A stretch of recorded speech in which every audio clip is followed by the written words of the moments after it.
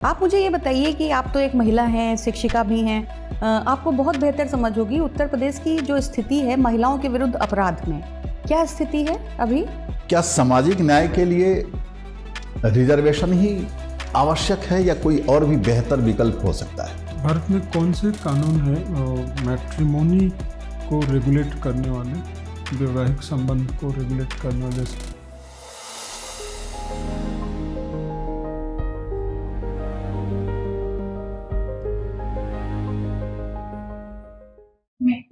आइए आइए, good afternoon, आइए बैठिए।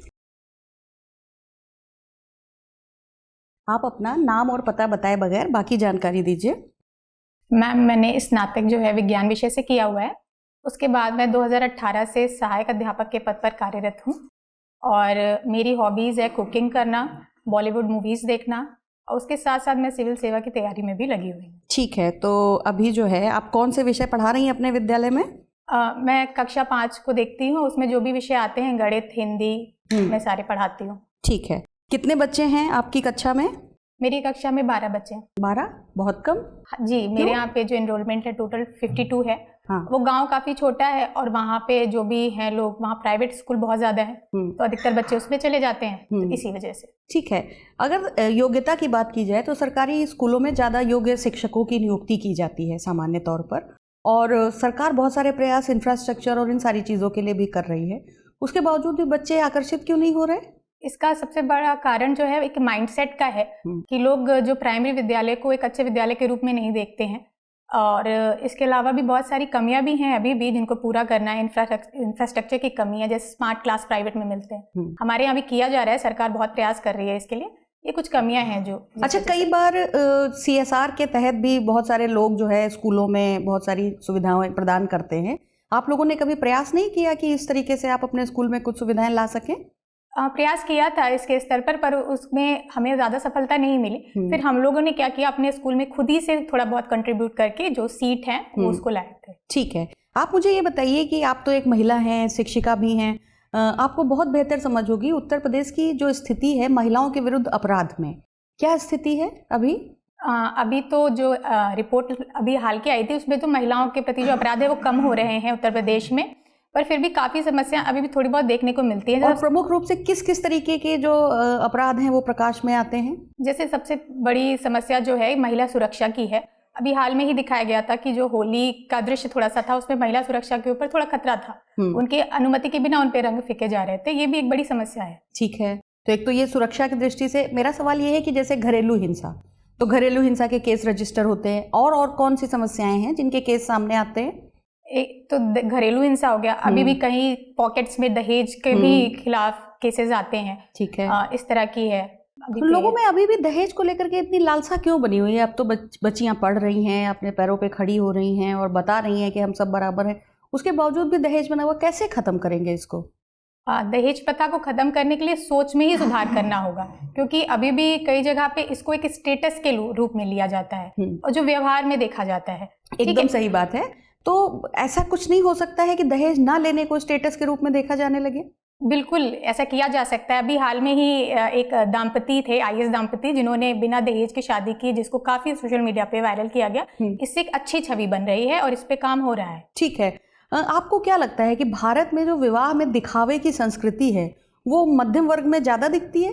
जी, मध्यम वर्ग में भी दिखती है और जो उसके ऊपर अपर क्लास होती है उसमें भी दिखती है। मतलब उच्च वर्ग के लिए तो समस्या नहीं है, मान लीजिए वो जो है जो चीजें कर रहे हैं वो अफोर्ड कर सकते हैं। मध्य वर्ग में तो कई बार दिखावे के लिए लोग जो है जो उनकी जो आर्थिक स्तर है उससे बढ़ चढ़ के खर्चा कर देते हैं और फिर बाद में परेशान होते हैं। तो ये दिखावे की प्रवृत्ति क्यों है? ये समाज का जो ढांचा है, जिस तरह से अपर क्लास मिडिल क्लास में है, जो खाई बनी है, उसकी वजह से है। और मेरा मानना ये है कि ये प्रथा ही गलत है, चाहे वो उच्च वर्ग के लोग हों चाहे मध्य, जो गलत है वो गलत है। अच्छा, भारत के ऐसे कौन से राज्य हैं जहाँ पर विवाह बहुत सादगी से संपन्न होते हैं? इसका आइडिया नहीं। ठीक है, थैंक यू सर। फिल्में देखना पसंद है? जी सर। कोई बढ़िया फिल्म बताइए, अभी हाल ही में जो देखा हो या पुरानी कोई फिल्म? हाल में सर अभी धुरंधर देखी है मैंने। अच्छा अच्छा, अच्छा। और इसके पहले जो मुझे अच्छी लगी थी ट्वाइलाइट, एक प्रेम कथा जो मूवी थी वो। अच्छा अच्छा, उस फिल्म के बारे में सुना होगा, एक फिल्म आई थी जो जीता वही सिकंदर जी। है? नाम सुना होगा, नहीं सुना होगा। शोले फिल्म सुना है? जी। किसने उस फिल्म को बनाई है? डायरेक्टर का नाम। अच्छा। तो अभी जो आपने टॉयलेट जो फिल्म देखी है जी, वो फिल्म किसकी है? डायरेक्टर सर नाम नहीं पता, पर वो एक महिला के ऊपर बनी है। टॉयलेट इधर की फिल्में ये मतलब फिल्मों के बारे में एक समाज में धारणा आ रही है और कहा जाता है कि फिल्में समाज का आईना होती हैं, लेकिन ऐसे फिल्मों के सकारात्मक पक्ष कम प्रभावी हो रहे हैं, नकारात्मक पक्ष ज़्यादा प्रभावी हो रहे हैं। हाल ही में एक फिल्म को लेकर एक विवाद शुरू हुआ। कौन सी फिल्म का नाम था वो? नेटफ्लिक्स पे शायद आने की संभावना थी। सर इसका मुझे आइडिया नहीं है, पर इससे पहले एनिमल मूवी को लेकर ये विवाद हुआ था कि उसमें काफी वायलेंस दिखाया गया है। अब सहायक टीचर रही हैं जी। एसडीएम और डिप्टी एसपी का पद को आपने भरा है। आपने डिप्टी एसपी के एसडीएम को देखा है कभी? पर्सनली मिली नहीं हूँ। अच्छा, ऐसे कभी मतलब देखा है आपने? जी। थोड़ा चलते हुए उनकी चाल बता सकती हैं आप, कैसे चलते हैं एसडीएम? चाल तो चल के बताना है। एसडीएम कैसे चाल उनकी होती है बता सकती हैं आप थोड़ा? सर नॉर्मली लगती है ऐसा। अच्छा, कोई बात नहीं। एक भारत के संदर्भ में ही बात की, क्या सामाजिक न्याय के लिए रिजर्वेशन ही आवश्यक है या कोई और भी बेहतर विकल्प हो सकता है? सर रिजर्वेशन की आवश्यकता तो है, पर ऐसा नहीं है कि ये एकमात्र विकल्प है। इसके अलावा बहुत सारे विकल्प किए जा सकते हैं। शिक्षा को देकर किया जा सकता है, बाकी जो सोशल इंफ्रास्ट्रक्चर है उस पर खर्चा करके किया जा सकता है। कई उपाय हैं। समाज में एक धारणा है कि मेरे वहाँ हो चाहे किसी के वहाँ तबीयत खराब है, कष्ट होती है, लेकिन ये होता है कि आदमी आखिरी तक बचाने का प्रयास करता है। तो सुप्रीम कोर्ट का उस पर एक निर्णय आया कि जीवन के अधिकार में सम्मानपूर्ण ढंग से मरने का अधिकार भी शामिल है, और दूसरी तरफ एक सिद्धांत है अधित्यजन का सिद्धांत, डॉक्ट्राइन ऑफ वेबर कहते हैं उसको। अधित्यजन कहता है कि मूल अधिकारों को आप त्याग नहीं कर सकते, और सुप्रीम कोर्ट का यहां पर कहना है कि जीवन के अधिकार में सम्मानपूर्ण ढंग से मरने का अधिकार शामिल है। क्या आपको लगता है ये दोनों विरोधाभास चीजें हैं? सर जो आपने बताया कि सम्मानपूर्ण मरने का जो अधिकार है, ये इसका केस अगर देखा जाए तो अरुणा सोनबर्ग का केस था, जिसमें उन्हें पैसिव यूथेनेशिया की परमिशन दी गई थी। और सर जो दूसरा सिद्धांत है उसके बारे में मुझे बहुत पता नहीं है अभी, तो मैं इस पर नहीं बता पाऊंगी। तो क्या था ये सम्मानपूर्ण ढंग से मरने का अधिकार? लगता है कि ये सही था? सर जो पैसिव यूथेनेशिया की बात है वो सही है कि अगर व्यक्ति उस स्थिति में आ जाता है कि वो अपने जीवन को अच्छे से सर्वाइव नहीं कर सकता है, तो इसकी परमिशन भारत में है, पर एक्टिव यूथेनेशिया की नहीं। अभी आज न्यूज़पेपर में एक बड़ा प्रमुख खबर है कि हाई कोर्ट के जो चीफ जस्टिस हों सर, जब रिटायर्ड हों या कहीं पे जाना हो, तो उनके जाने से 2 महीना पहले जो है चीफ जस्टिस के रूप में नियुक्ति कर ली जाए। ऐसा क्यों किया गया ये? उनके जाने के पहले 2 महीना पहले 2 महीना पहले नियुक्ति कर ली, ऐसा क्यों किया गया? जिससे उनका पद खाली ना हो, मतलब कंटिन्यूटी बनी रहे जुडिशरी में। और सर लोक सेवकों में रूल ऑफ लॉ के प्रति, विधि के शासन के प्रति थोड़ी सी नकारात्मक दृष्टिकोण दिखाई दे रहा है इस वक्त। राजनीति के प्रति प्रतिबद्धता उनकी बढ़ती चली जा रही है। क्या ये स्मार्ट शासन के लिए सही है? रूल ऑफ लॉ को फॉलो करना तो सही है, एकदम सही है, पर उसके साथ कुछ एथिक्स के वैल्यू भी साथ में रखने चाहिए, जैसे इंटीग्रिटी, एम्पैथी। अमर्त्य सेन जी कहते हैं न्याय वर्सेस नीति का अप्रोच अपनाते हैं। कभी कभी न्याय पूर्ण करने के लिए थोड़ा सा नीति को फेरबदल किया जा सकता है। अच्छा, ठीक है।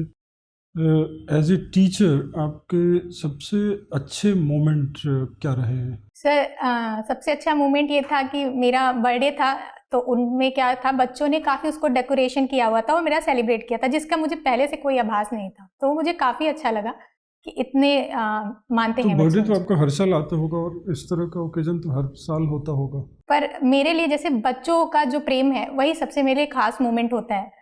तो अभी तक तो मुझे सबसे अच्छा वही लगा वहाँ पे कि वो इतना प्रेम करते हैं। अच्छा, सबसे कुछ challenging situations as a teacher आपने क्या फेस किया होगा?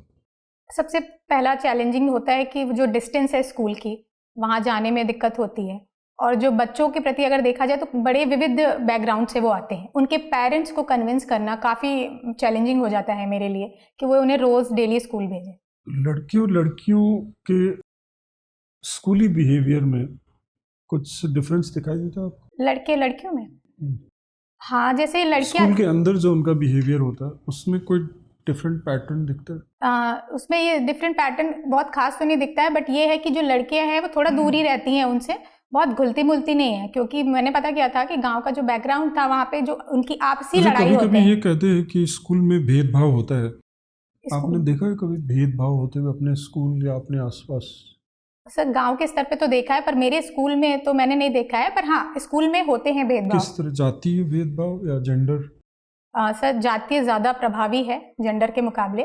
जातीय भेदभाव में जैसे पहले अभी चलता था कि जो हमारे यहाँ रसोइयाँ होती थी उसमें जो किसी खास वर्ग के लोग उनका खाना नहीं खाते थे, तो इस पे एक IAS थे, उन्होंने क्या किया था, एक बढ़िया उदाहरण दिया था कि वो वो जाके तो बाहर के थे, मतलब आपके एरिया में भी ऐसा हुआ था? नहीं मेरे एरिया में ऐसा नहीं हुआ था। आपके स्कूल में कभी ऐसा हुआ इस तरह का कि किसी नहीं, ने ऐसा- खाने से मना कर दिया हो? नहीं इस तरह का भेदभाव मेरे विद्यालय में ऐसा अभी देखने को तो नहीं मिला। अच्छा, मान लीजिए कि हो जाए तो आप क्या एक्शन लेंगे? मैं जो भी वही जो उन्होंने किया था? मैं अगर बिल्कुल सर उसका वो उदाहरण तो मैं लूंगी ही खुद से, इसके अलावा जो पेरेंट्स उनसे बात करूंगी, जो वहाँ पे प्रतिनिधि होंगे उनसे भी बात करूंगी, बात से ही इस समस्या का एक समाधान होगा। प्रशासक बनेंगे तो शिक्षक का कौन सा अनुभव आप अपने प्रशासनिक जीवन में ले जाना चाहेंगी? मैंने वहाँ पे ये सीखा है, धैर्य की जो भावना मैं बहुत सीखी हूँ। बच्चों को सिखाने में सर बहुत धैर्य चाहिए होता है, उनको मोटिवेट करने के लिए, तो वो लगता है मुझे यहाँ बहुत काम आएगी लोगों को हैंडल करने में या कोई भी चीज़ करने में। ये बताइए कि आजकल NCRB जो नेशनल क्राइम रिकॉर्ड ब्यूरो है, उनकी रिपोर्ट में आ रही है कि भारत में सबसे ज़्यादा सुसाइड करने वाला जो ग्रुप है वो पुरुष है। तो ये कौन सा सामाजिक परिवर्तन हमारे देश में चल रहा है कि पुरुषों में सबसे ज़्यादा सुसाइड रेट आ गया? सर इसके लिए जो सोच है, हम इसको भी प्रतिसत्तात्मक से जोड़ सकते हैं। जैसे लड़कियों को देखा जाता है कि उन्हें रोका जाता है, बट इसी तरह लड़कों पे भी एक चीज़ थोपी जाती है कि सारी जिम्मेदारी उनकी है, कोई भी चीज़ करने की, समाज में नौकरी करने की, हर चीज़ की। इस वजह से प्रेशर स्टूडेंट्स पे, यूथ पे बहुत ज़्यादा बढ़ता चला जा रहा है, तो ये एक कारण हम देख सकते हैं। मैरिड मेन में ज़्यादा है? इसका जैसे हाल में कुछ केसेस ऐसे हुए हैं जिससे मैरिज को लेके लोगों में डर सा बन गया है कि वो एक बंधन बनाता है, इस तरह की चीज़ें हो सकती हैं। भारत में कौन से कानून है मैट्रिमोनी को रेगुलेट करने वाले, वैवाहिक संबंध को रेगुलेट करने वाले, जैसे डाइवोर्स है एक्सेट्रा? सर एक इंटरकास्ट मैरिज का एक्ट है 1956, सर मैं बहुत श्योर नहीं हूँ इसका। इसके अलावा अभी सर मुझे याद नहीं आ रहा है, महिला पक्ष में तो याद है कि domestic violence, Hindu marriage act महिला है। के लिए कौन सा कानून है जो संपत्ति में उनकी हिस्सेदारी सुनिश्चित करने के लिए बना है? सर मुझे इसका एक नाम नहीं याद है, पर ये सन है 2005 का शायद है सर, मैं श्योर नहीं हूँ सर। आपको कुकिंग करना पसंद है? जी मैम। डिस्ट्रिक्ट वन क्विजीन ये योजना लाई गई बजट में, क्या है ये योजना? इसमें हर डिस्ट्रिक्ट का जो वहाँ का जो रीजनल व्यंजन होगा उसको प्रमोट करने की बात की गई है। ठीक है। मिड डे मील जो सर्व होता है आपके स्कूल में, उसका मेन्यू आपको याद है? यस, बता दीजिए। मंडे को क्या होता है, रोटी सब्जी होती है जिसमें सोयाबीन की सब्जी होती है। मंगलवार को दाल चावल होता है। बुधवार को तहरी होती है सोयाबीन की। इसके साथ मैम सोमवार को एक फल दिया जाता है और बुधवार को दूध भी दिया जाता है। उसके बाद आता है थर्सडे को भी रोटी सब्जी होती है, फ्राइडे को तहरी और शनिवार को दाल चावल। ठीक है, यानी कि ज़्यादातर जो भोजन है वो चावल या रोटी के रूप में जाता है। तो पोषण उतना बेहतर नहीं मिलता है बच्चों को, मुझे लगता है, या मिल जाता है? आपका क्या मानना है? मिल जाता है, पर हमें लगता है और कार्य करने की जरूरत है, डाइवर्सिफाई करने की जरूरत है इस बास्केट को। 12 ग्राम प्रोटीन की व्यवस्था उसमें की गई है और जो कैलोरी इनटेक है 450 कैलोरी इनटेक की व्यवस्था की है। पर मुझे लगता है कि मोटे अन्न ये सब भी ऐड करने की, रीजनल फूड को ऐड करने की आज आवश्यकता है। बहुत बढ़िया। एक बात कही जाती है कि भारत पे एक तो हमारा जो कुकिंग मेथड है, हमारा जो इंडियन कुकिंग मेथड है, वो उसमें जो है ना, जो न्यूट्रिशियस एलिमेंट हैं भोजन के, वो बच नहीं पाते हैं, ओवर कुक्ड हो जाते हैं और वो सारे पोषक तत्व नष्ट हो जाते हैं। तो एक तो ये आरोप है, और दूसरी चीज़ जो समय के साथ बदल रही है वो ये है कि हमने मोटापे को इतना जनरलाइज कर लिया है कि हम मोटे आदमी को हेल्दी कहते हैं और जो आदमी दुबला पतला होता है उसको कहते हैं कि थोड़ा कमज़ोर है। तो ओबेसिटी और डायबिटीज़, इसके मरीज भी बहुत तेज़ी से बढ़ रहे हैं भारत में। Diabetes capital of the world हो रहा है इंडिया। आपने अपने किचन में वो कौन कौन से चेंजेस देखे हैं जिनको देख के आपको लगता है कि वो जिम्मेदार हो सकते हैं ऐसी परिस्थितियों के? पहला तो ये है कि भारतीय व्यंजन में तेल बहुत ज़्यादा यूज़ होता है, उसको लेके ये है। दूसरे मसाले बहुत ज़्यादा यूज़ होते हैं, कार्बोहाइड्रेट रिच होता है हमारा फूड, प्रोटीन इंटेक बहुत ज़्यादा कम होता है। तो ये सारी चीज़ें जो है भारतीय व्यंजन में अभी भी काफ़ी हद तक शामिल है। ये तो हमेशा से थी ना ये चीज़ें, अभी ओबेसिटी और ये अभी इतना कैसे बढ़ गया? अब जो है लाइफस्टाइल जो हो गया है हमारा, काफ़ी सेडेंटरी हो गया है। हम एक्सरसाइज नहीं करते हैं। पहले के लोग खेतों में काम करते थे या काम करते थे तो काफ़ी एक्सरसाइज हो जाती थी। ठीक है, मेरा आपसे आखिरी सवाल है, सोलर सिटी कितने बन रहे हैं उत्तर प्रदेश में? सॉरी मैम, बट अयोध्या है। ठीक है, आपसे बात करके अच्छा लगा। आपका इंटरव्यू पूरा होता है, आप जा सकती हैं। Thank you ma'am. Thank you sir. Thank you sir. मैं मैम आइए बैठिए। क्यों मैम? अनामिका मिश्रा, राइट जी। कैसा लग रहा है अनामिका जी? ठीक ठाक। कैसी लग रही तैयारी? अभी थोड़ा सा और देखने की जरूरत वो तो है। अभी आप अपने स्कूल में भी बिजी होंगी जी, और आपके इंटरव्यू में समय भी है, तो आपने छुट्टियों का उपयोग करने के लिए वो बचा के रखा होगा, वो हम लोग समझते हैं। लेकिन आपकी तैयारी अच्छी है। हर सवाल पे हर तरह से विश्लेषणात्मक सवाल पूछ के आपकी समझ जांचने की कोशिश की गई। एनालिसिस के स्तर पर कोई दिक्कत हमें दिखी नहीं। जैसे सर ने सवाल पूछा कि पुरुषों की आत्महत्या, तो आपने उस कॉन्सेप्ट को बहुत अच्छे से बताया।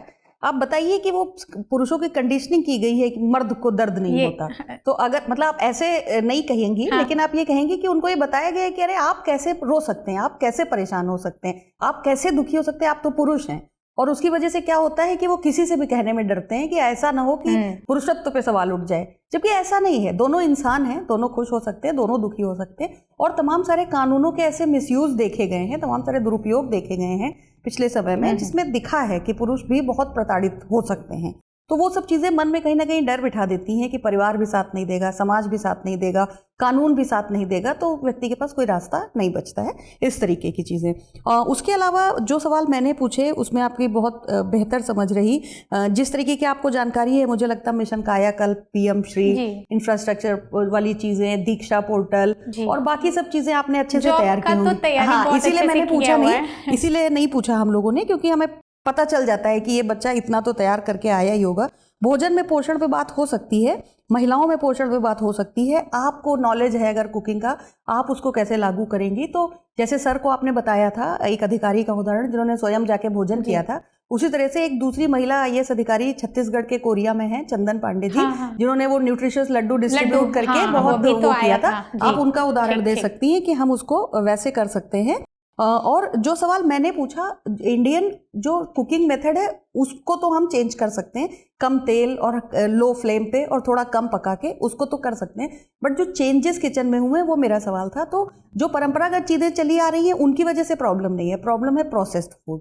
प्रॉब्लम है हमने बहुत सारी चीज़ें नहीं कि वो ला के रेडी टू ईट, ब्लिंकिट करना, ब्लिंकिट करना नहीं, रेडी टू ईट चीज़ें हमने ला के रख ली सहूलियत के लिए और हम उसको बना के खा रहे हैं। या हमने जो है सॉसेस, केचप, बहुत सोडियम होता है, बहुत शुगर होता है, हाँ, बहुत सारा मेयोनीज जो प्योर फैट है, मतलब वो चीज़ें जो हमें पता भी नहीं है कि ये हमें नुकसान कर रही हैं, हम उनको अनजाने में बहुत हेल्दी की मैं तो वेजिटेबल सैंडविच खाया और साथ में इतना फैट ले लिया। तो वो चीज़ें जो हिडन हैं हम समझ नहीं पा रहे हैं। हमें लगता है हमने चाय में चीनी नहीं पी तो हम चीनी से मुक्त हैं, और हम सॉस और केचप और इन सारे फॉर्म पे उसको खा रहे हैं। तो प्रोसेस जो ये चीज़ें हैं वो एक नया एड ऑन है हमारे किचन में, उसकी वजह से बहुत समस्याएं हो रही हैं। लाइफस्टाइल तो जो है वो है ही है, लेकिन जो किचन में चेंजेस हैं वो ये हैं। बाकी एकदम बढ़िया है आपकी एंट्री, अभिवादन, बैठने का तरीका, आई कांटेक्ट। आपकी सबसे अच्छी बात यह है कि आप अपने साथ एक पॉजिटिव एनर्जी कैरी करती हैं, और मुझे लगता है वो आपको जो आपका रियल इंटरव्यू होगा उसमें भी बहुत हेल्प करेगी। आई कांटेक्ट में आप जिससे बात करिएगा उसी को देखिएगा, ठीक है? सबको देखने की जरूरत नहीं है। लास्ट टाइम मुझे 65 मार्क्स मिले थे इंटरव्यू में। आप उससे ज्यादा डिजर्व करती हैं। हाँ, बस हाँ, और इस बार मेंस आपने ठीक किया होगा तो 65 पे भी आपका चयन हो जाएगा। मेंस इस बार अच्छा हुआ है, लेकिन आप उससे बेहतर भी डिजर्व करती हैं, आप कर लेंगी। आप एक शिक्षिका हैं, एक महिला हैं, और इतने अच्छे से सब कुछ संभाल रही हैं। आगे प्रशासन में भी संभालने के लिए तैयार रहिए। हमारी शुभकामनाएं आपके साथ हैं। कोई अगर आप पूछना चाहें, हाँ, एक सलाह जरूर है कि अगर कोई जवाब ना आए तो माफी मांग लीजिएगा, गलत अटेम्प्ट मत करिएगा, आए तो दीजिएगा, नहीं माफी मांग लीजिएगा, ठीक है? चलिए, all the best. Thank you sir. अब एग्जाम की तैयारी को और बेहतर करने के लिए हमारे चैनल को लाइक, शेयर और सब्सक्राइब करना ना भूलें।